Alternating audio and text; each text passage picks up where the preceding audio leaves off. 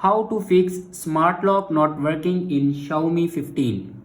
So let's start the video. First of all, restart your device.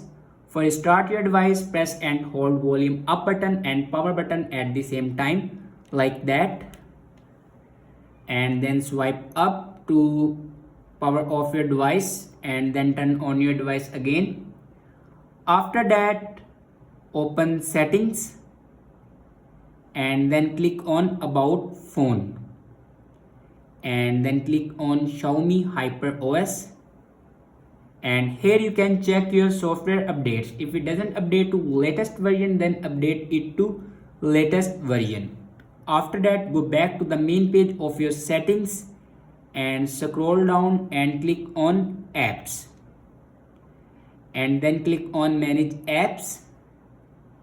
On top right corner you can see these three dots. Now click on it and then click on other settings and click on reset app preferences and then again click on reset apps.